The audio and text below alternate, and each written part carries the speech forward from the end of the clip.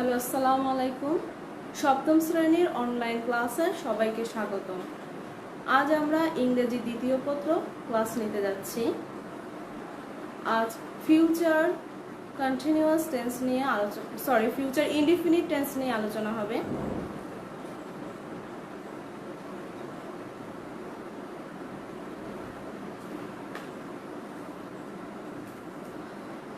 সবাই একটু বোর্ডের দিকে আমরা খেয়াল করি যে ফিউচার ইনডিফিনিট টেন্স বা সিম্পল ফিউচার টেন্স, এই টেন্সের দুটি নাম আছে। একটা হচ্ছে ফিউচার ইনডিফিনিট টেন্স আর একটা হচ্ছে সিম্পল ফিউচার টেন্স। ফিউচার শব্দটির অর্থই হচ্ছে ভবিষ্যৎ। তাহলে দেখো, কোনো কাজ ভবিষ্যতে হবে বোঝালে তাকে ফিউচার ইনডিফিনিট টেন্স বা সিম্পল ফিউচার টেন্স বলে।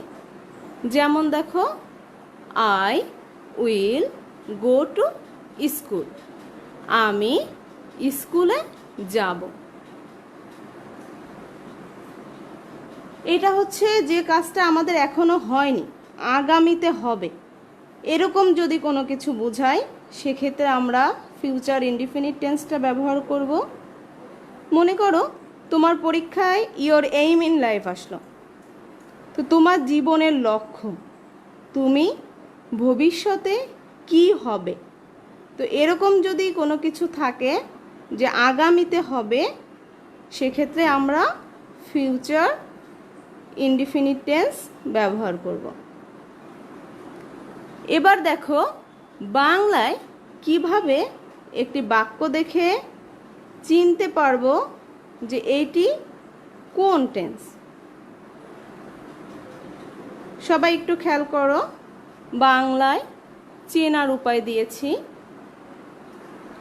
বাংলা ক্রিয়ার শেষে ব, বে, বো, বেন এই শব্দগুলো সাধারণত থাকে, তাহলে কি হবে? ফিউচার ইনডিফিনিট টেন্স হবে। যেমন একটু লক্ষ্য করো, আমরা সচরাচর কিন্তু এই কথাগুলোই বলে থাকি যে আমি ঢাকা যাব, তাই না? আমি ঢাকা যাব, আমি এই কাজটি করব, তিনি ডাক্তার হবেন।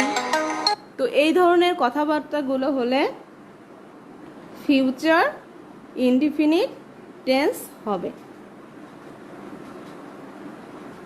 তো দেখো, আমরা এখানে যেটা দিয়েছি যে I will go to Dhaka, দেখো আমি লিখেছি ব, বে, বো, বেন এই শব্দগুলি থাকবে।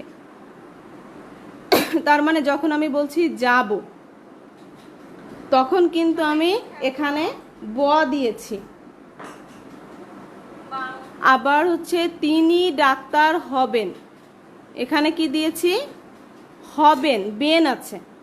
তাহলে এই শব্দগুলো কিন্তু আমরা সব সময় ব্যবহার করে থাকি যে আমি স্কুলে যাব, আমি বাজারে যাব, আমি ভবিষ্যতে এই কাজটি করব। তো এই ধরনের কথাবার্তাগুলোই হবে ফিউচার ইনডিফিনিট টেন্স। তাহলে চলো আমরা একটু দেখে আসি যে কোথায় কোথায় আমরা এই টেন্সটা ব্যবহার করব। পার্সন এবং নাম্বার ভেদে কি আসবে, একটু স্ট্রাকচারটা আমরা এবার দেখব। যে ফিউচার ইনডিফিনিট টেন্স লিখতে গেলে আমাকে কোন স্ট্রাকচার ফলো করে এই টেন্সটা লিখতে হবে। সবাই একটু খেয়াল করো বোর্ডের দিকে, আমি দেখাচ্ছি।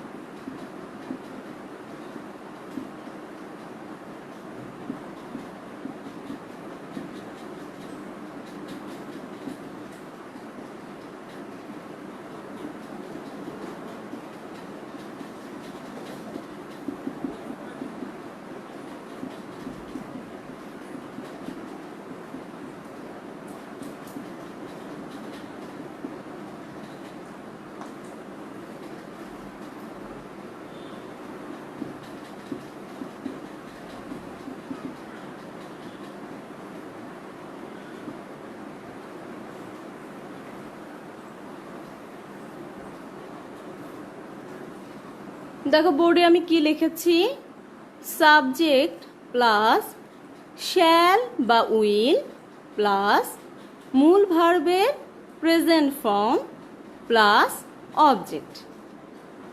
তাহলে আমি প্রথমে দেখো আমি সাবজেক্ট লিখেছি শি, শির পরে হবে উইল, এরপরে লিখেছি মূল ভার্বের প্রেজেন্ট ফর্ম সিং, আর এ সং এটি হচ্ছে অবজেক্ট। আমি একটু নিচে আন্ডারলাইন করে লিখে দিচ্ছি, সবাই একটু খেয়াল করো।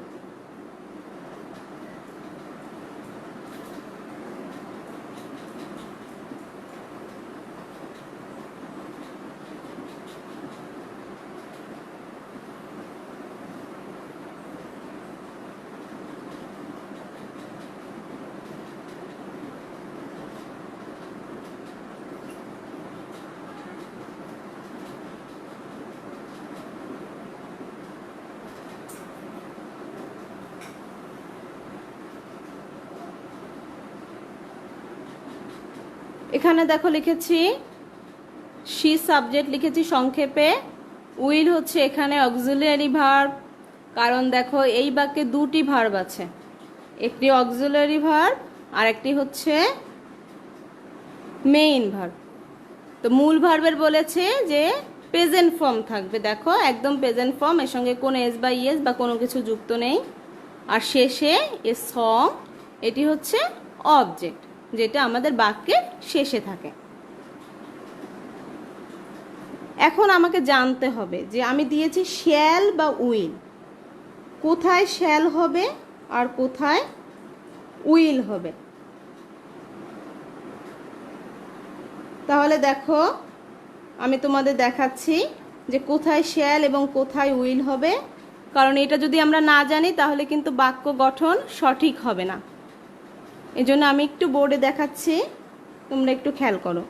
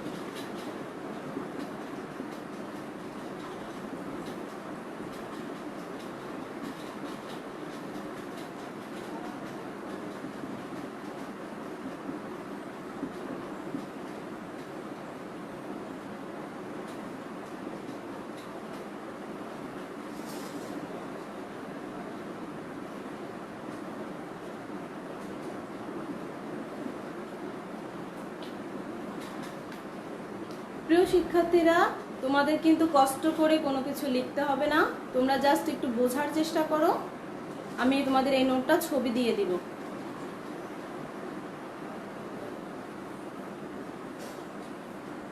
এখানে দেখো আমি কি লিখেছি, যে ফার্স্ট পারসনের পরে সাধারণত শ্যাল বসে, সব সময় কিন্তু না, আমি একটা কথা লিখেছি যে সাধারণত, ইউজুয়ালি বসে, আর বাকি সব পারসনের পরে উইল বসে। এখন পারসন কি এর আগেও আমি একদিন বলেছি, আবার একটু রিপিট করছি। দ্য ফার্স্ট পারসন হচ্ছে আমি, আমরা, আমাদের, আই, উই, আওয়ার, মাই, এগুলো হচ্ছে ফার্স্ট পারসন।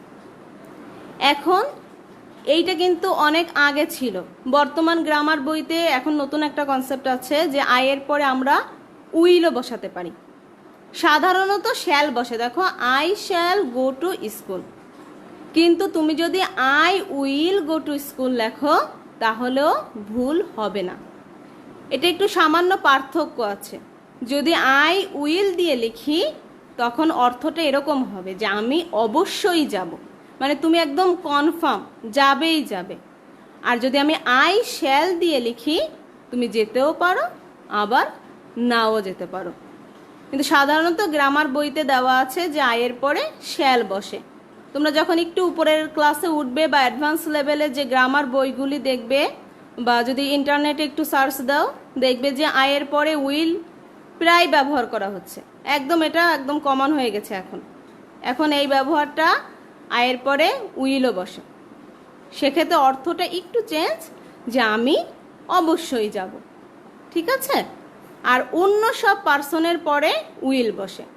অন্য সব পার্সন হচ্ছে, পার্সন মোট কয় প্রকার মনে আছে? 3 প্রকার। ফার্স্ট পার্সন, সেকেন্ড পার্সন আর হচ্ছে থার্ড পার্সন। তাহলে সেকেন্ড পার্সন আর থার্ড পার্সনটাও আমি একটু বোর্ডে সংক্ষেপে দেখাই, তোমরা হয়তো অনেকে ভুলে গেছো। সেগুলো কি আমি একটু দেখাচ্ছি।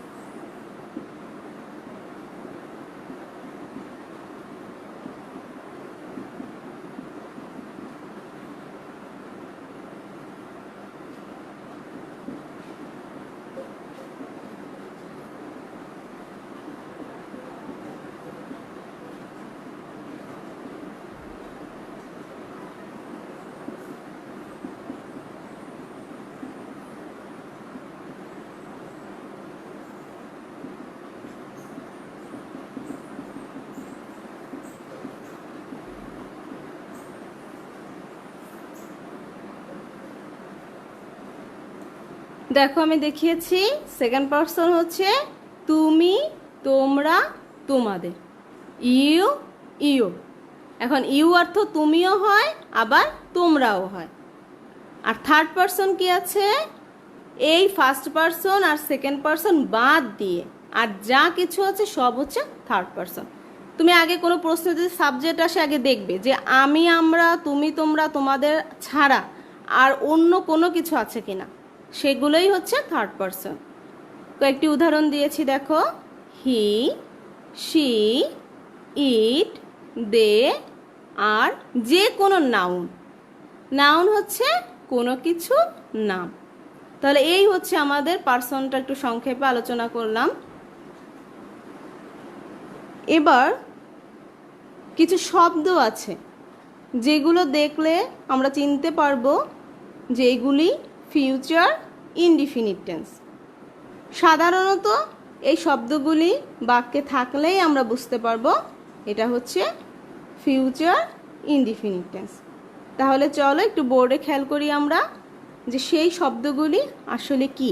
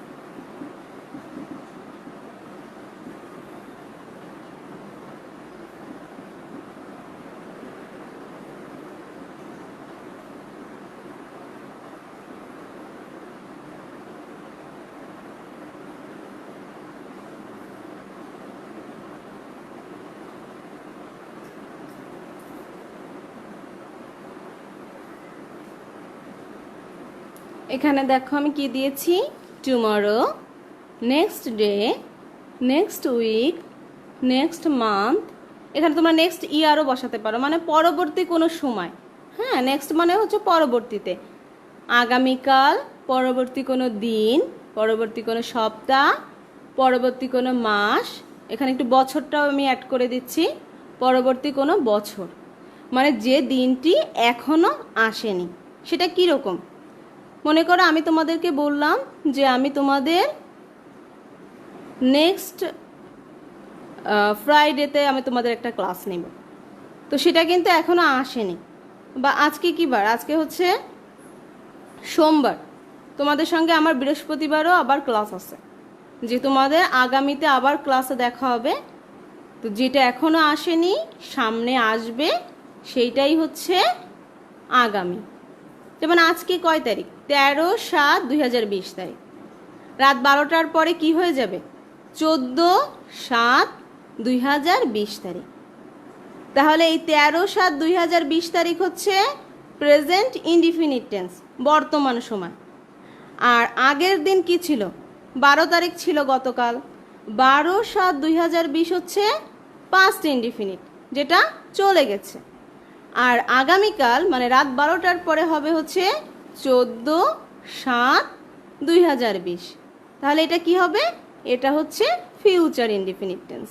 আমি একদম একটা ডেট দিয়ে তোমাদের সহজভাবে বুঝিয়ে দিচ্ছি, তারপর একটু বোর্ডে লিখে দিচ্ছি। দেখো, একটু খেয়াল করো।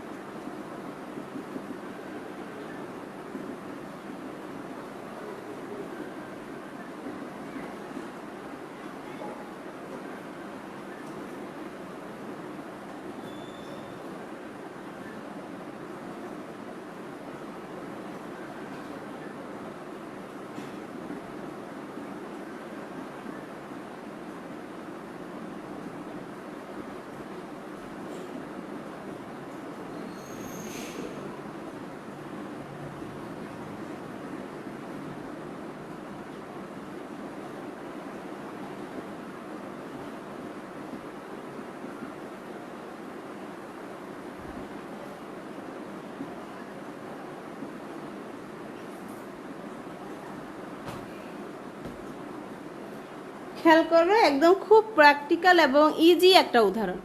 আজকে কয় তারিখ? 13 তারিখ, তাই না? 13/7/2020। আমি 12 তারিখ আগে দিয়েছি কারণ এটা চলে গিয়েছে। 12/7/2020 তারিখ কি ছিল? পাস্ট ইনডিফিনিট টেন্স, মানে অতীত ছিল, তাই না?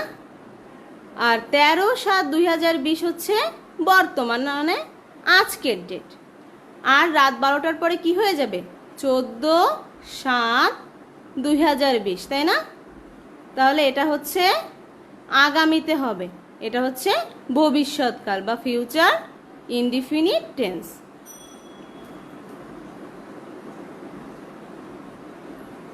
তো এটাই একটু খেয়াল করো তোমরা, একদম ইজিভাবে আমি বুঝিয়ে দিয়েছি যে অতীত আর বর্তমান আর ভবিষ্যৎকাল।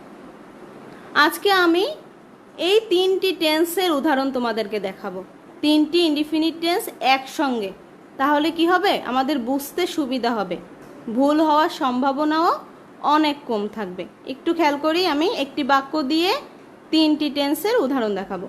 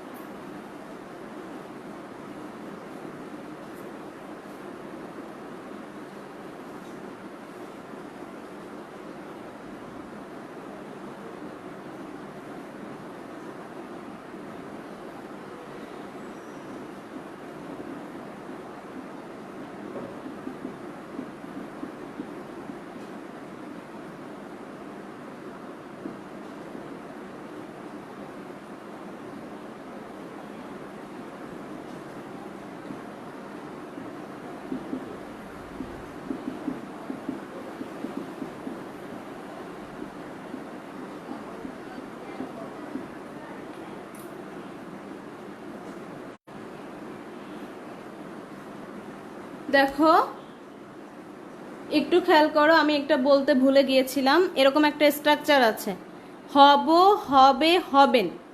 এই শব্দগুলো যদি আমি ইংলিশে ট্রান্সলেশন করি সেক্ষেত্রে আমার উইল বি ভার্ব ব্যবহার করতে হবে। অলওয়েজ উইল বি, এখানে কোনো ফার্স্ট পারসন সেকেন্ড পারসন ভেদে শ্যাল বা উইল নেই, সব সময় উইল বি। যেরকম দেখো, আমি ডাক্তার হব, I will be a doctor. তিনি শিল্পী হবেন, ঠিক আছে, হবেন লিখেছি, সিনিয়র পারসন হলে হবেন, আর হবে, সে ডাক্তার হবে, হবে কখন হবে, তখন সে ইঞ্জিনিয়ার হবে, সে শিক্ষক হবে। তাহলে এই যদি বাক্য আমি করি সেক্ষেত্রে আমার উইল বি ব্যবহার করতে হবে। আমি একটু স্ট্রাকচারটা লিখে দিচ্ছি, পুরা ফুল সেন্টেন্স স্ট্রাকচারটা লিখে দিলে তোমাদের একটু বুঝতে সুবিধা হবে।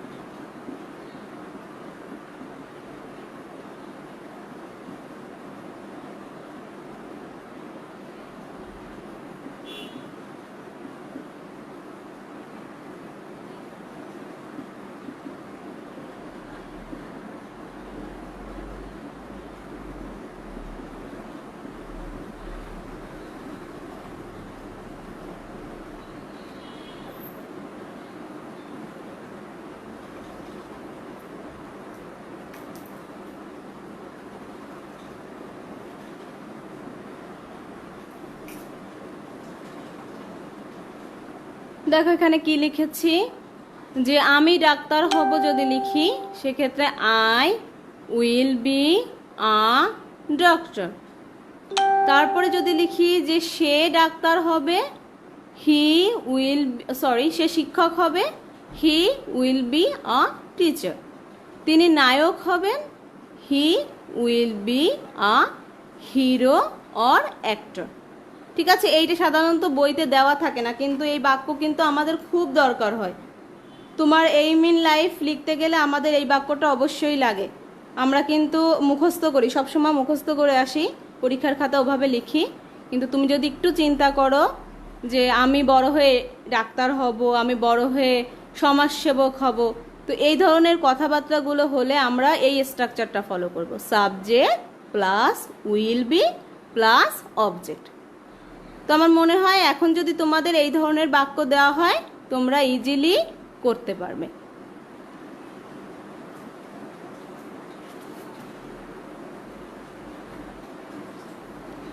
এবার আমি একটু দেখাবো যে কিভাবে না বোধক বাক্য করতে হয়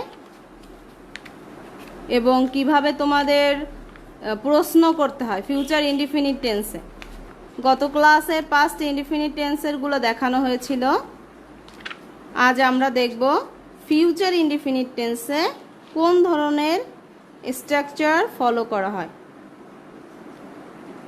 তো এগুলো না জানলে আসলে সমস্যা, কারণ আমি এরপরেই তোমাদের ট্রান্সফরমেশন করাবো, তখন তোমাদের একটি বাক্য থাকবে, অ্যাফার্মেটিভ যদি বাক্য থাকে সেটাকে নেগেটিভ করতে হবে, আবার অনেক সময় প্রশ্ন করতে হবে। এই কারণে এটা জানা আসলেই খুবই দরকার।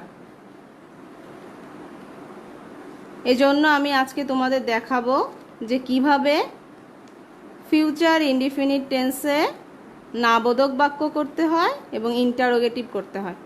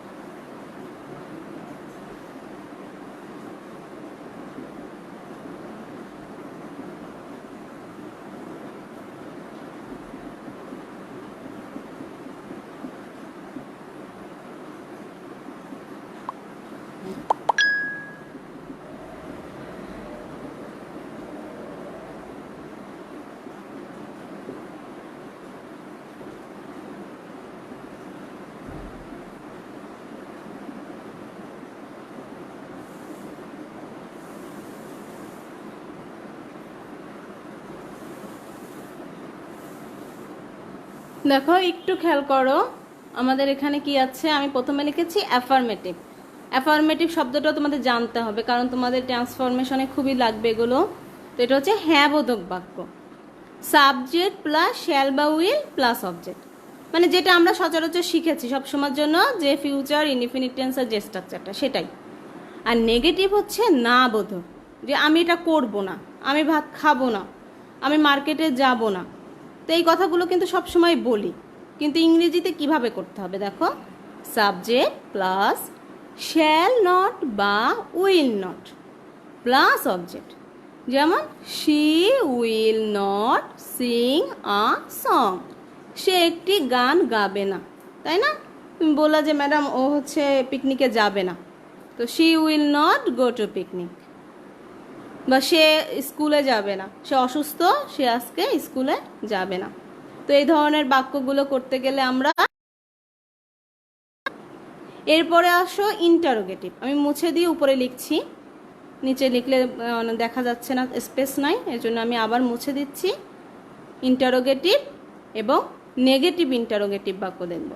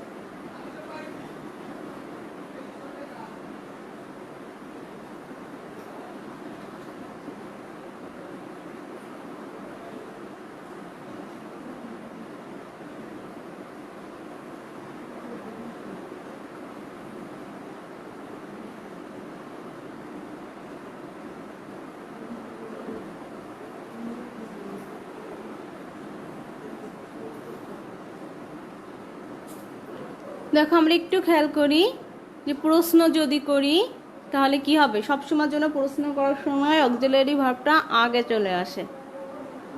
তাহলে এখানে অক্সিলারি ভার্ব ছিল শ্যাল বা উইল, এটা ফার্স্টে চলে আসবে।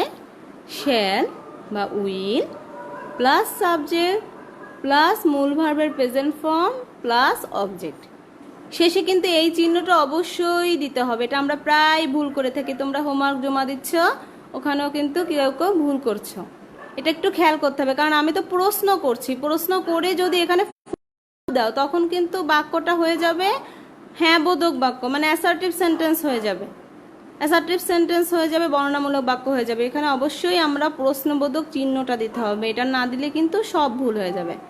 তো will she Singh a song, শুধু জাস্ট অক্সিলারি ভার্বটা আগে দিচ্ছ আর সব ঠিক আছে, এবং শেষে এই প্রশ্ন মার্ক, কোশ্চেন মার্ক। আরেকটি বাক্য হচ্ছে নেগেটিভ ইন্টারোগেটিভ, মানে হচ্ছে না বোধকও থাকবে আবার প্রশ্নও থাকবে। সেটা কীরকম, শ্যাল বা will plus subject plus not plus মূল ভার্বের present form plus object. Will she not sing a song, সে কি একটি গান গাইবে না, এরকম।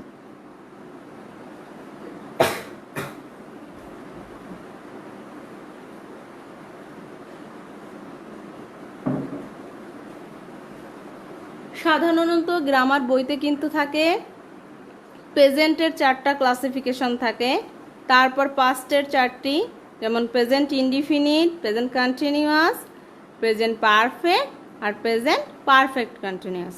তোমরা দেখো তোমাদের বাসায় যে অ্যাডভান্সের বই আছে বা অন্যান্য গ্রামার বইতে এরকম থাকে, কিন্তু আমি একটু টেকনিক্যালি করেছি।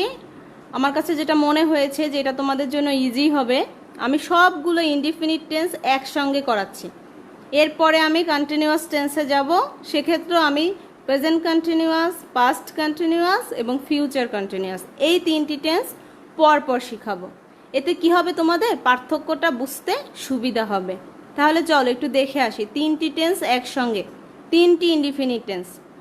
তোমরা খাতায় এক জায়গায় লিখবে প্রেজেন্ট ইনডিফিনিট, পাস্ট ইনডিফিনিট এবং ফিউচার ইনডিফিনিট।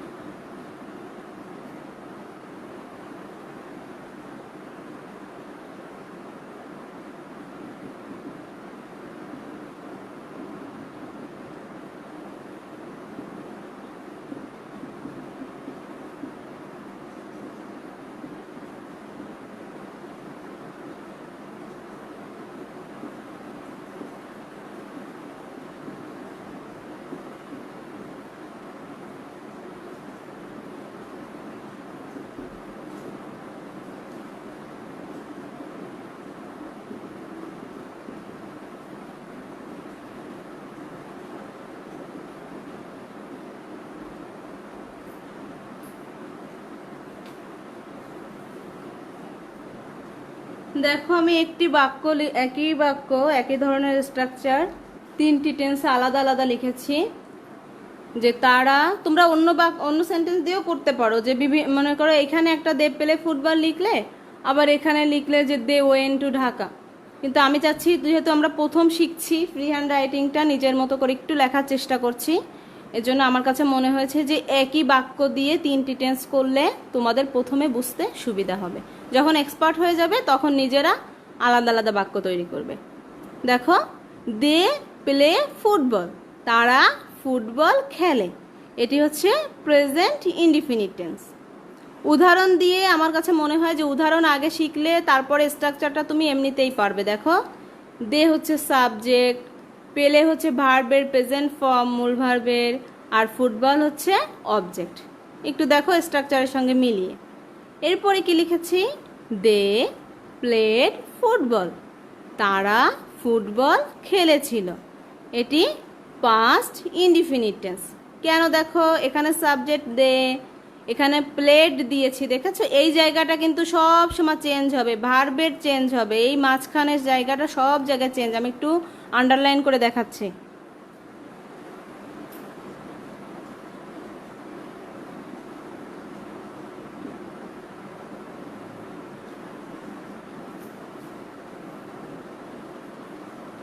দেখো যে জায়গাটা চেঞ্জ হবে শুধু আমার এইটাই মনে রাখতে হবে।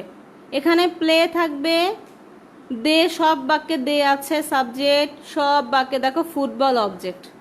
মাঝখানে কি এই যে ভার্বটা মানে হচ্ছে কাজ, এই কাজের সময় পড়েছিলাম না, যে টেন্স হচ্ছে কাজের সময়, এই কাজের সময় এই কাজ, ভার্বের বাংলা হচ্ছে কাজ বা ক্রিয়া, এইটা দেখো চেঞ্জ হয়ে যাচ্ছে। আমি খেলি, তারা ফুটবল খেলে, তারা ফুটবল খেলেছিল, ওই যে শেষে ছিল আছে। তারপরে এখানে খেলে তোমাদের আমি দিয়েছিলাম এ অ তে এই ধরনের শব্দ থাকে বাংলায়, খেলে এ আছে। তারপরে হচ্ছে খেলে ছিল, ছিল আছে, ছিল থাকলে পাস্ট ইনডিফিনিট টেন্স। এবং ভার্বের পাস্ট ফর্মটাও আমাদের জানতে হবে। পেলের পাস্ট ফর্ম কি? প্লেট, এখানে ইডি যোগ হবে। এই জায়গাটা কিন্তু আমাদের ভুল হয়ে যায়, এটা হচ্ছে পাস্ট টেন্স। এবার আমরা কি লিখেছি? দে উইল প্লে ফুটবল, তারা ফুটবল খেলবে। এটি হচ্ছে ফিউচার ইনডিফিনিট টেন্স। দেখো সাবজেক্ট দিয়েছি, এখানে বলেছিলাম শ্যাল বা উইল হবে। দে হচ্ছে থার্ড পারসন, অন্য সব পার্সনে হচ্ছে উইল বসে, তাই না, ফার্স্ট পারসন ছাড়া। এই জন্য দের পরে উইল বসিয়েছি। আর কি আছে স্ট্রাকচারে? ভার্বের কোন ফর্ম? ভার্বের প্রেজেন্ট ফর্ম, দেখো প্লে বসেছে, এরপরে অবজেক্ট। এই জায়গাটা হচ্ছে চেঞ্জ। তোমরা এভাবে প্রচুর লেখা প্র্যাকটিস করবে, বাসায় যত বেশি প্র্যাকটিস করবে তত বেশি শিখবে। তো হচ্ছে আমি ছোট্ট একটি তোমাদের হোমওয়ার্ক দিব, কারণ হোমওয়ার্কটা আসলে না দিলে হয় না। তোমরা অবশ্যই চেষ্টা করবে, অনেকে হোমওয়ার্ক দিচ্ছ না। এরকম অবস্থায় আসলে এখন দেশের যে পরিস্থিতি কতদিন থাকবে কেউ কিন্তু জানে না। তো এটা কিন্তু একটা বড় সুযোগ এখন শেখার। ক্লাসে কিন্তু আমি এত টাইম নিয়ে টেন্স করাতে পারতাম না, করালেও হয়তো আমার 2-3 ক্লাসের মধ্যে খুব তাড়াহুড়া করে শেষ করে দিতে হতো, কারণ আমার সিলেবাস শেষ করার একটা তাড়া থাকতো। তো তোমাদের রিকোয়েস্ট করব এই সময়টা একটু কাজে লাগাও, তোমাদের ভবিষ্যতে কাজে লাগবে। এখানে দেখো আমি আজকে তোমাদের ছোট্ট একটা হোমওয়ার্ক দিব, যে ফিউচার ইনডিফিনিট টেন্সের 5টি উদাহরণ।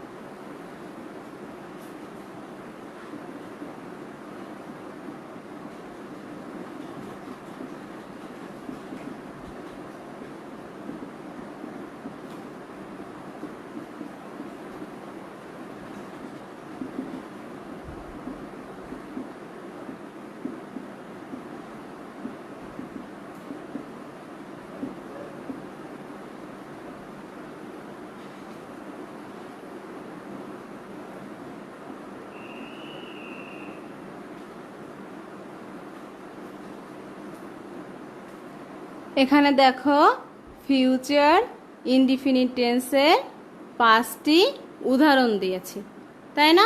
অবশ্যই তোমরা আমি যে বিভিন্ন স্ট্রাকচার দিয়েছি, না বোধক, হ্যাঁ বোধক, তারপরে প্রশ্ন, নেগেটিভ ইন্টারোগেটিভ, সবগুলি স্ট্রাকচারই একটু করার চেষ্টা করবে। কারণ কি, আমরা এরপরে হচ্ছে ট্রান্সফরমেশন শিখব।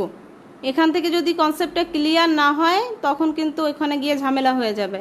এই জন্য তোমরা ভুল হলেও একটু কষ্ট করে সবগুলো স্ট্রাকচার ফলো করার চেষ্টা করবে।